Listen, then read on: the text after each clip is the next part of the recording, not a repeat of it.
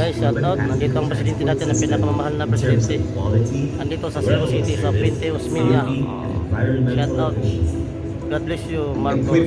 Marcos. Shout out. A reality for us Cebuans.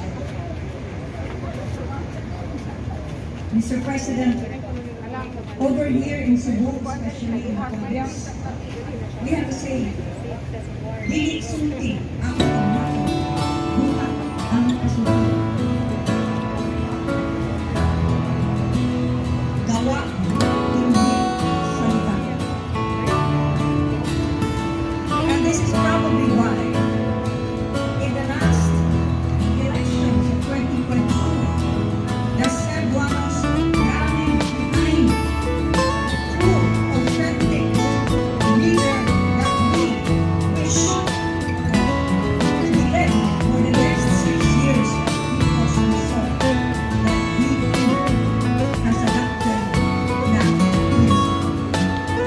buhat ang kasulatan, gawa, hindi salita. More so, we also have this prinsipyo. Ang saan angay tumayo. Ang pangako kailangan tuparin.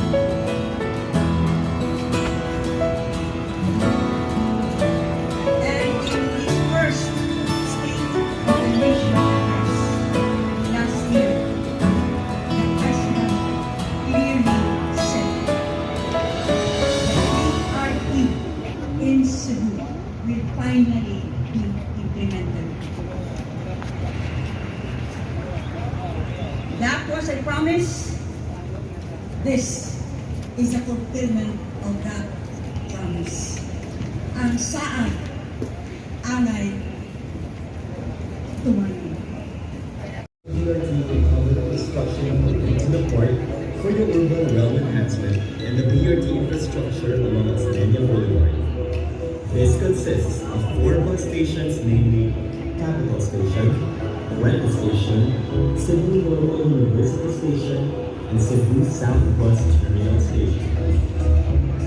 In addition to offering state-of-the-art public transport infrastructure, the BRT will provide greater job security, working conditions for current public transport drivers in interstate areas, and support economic development through travel time savings, environmental improvements, and road crash incidents reduction for all residents and visitors of Cebu. The Cebu BRT will resume partial operations in 2024 with its full service operation for 7 bus stations, 1 junk terminal, 2 feeder terminals, 1 bus depot, and 3 feeder lines slated.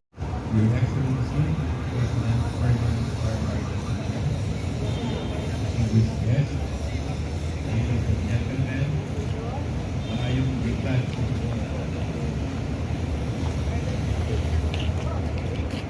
On behalf of hardworking men and women of the road sector in the Department of Transportation, I am proud to present to the President the Cebu Bus Traffic Transit Project, the first bus transit system of Cebu City and the first bus rapid transit in the Philippines. We break ground today to launch an innovative urban passenger transport system that will raise the level of service, safety, and environmental efficiency in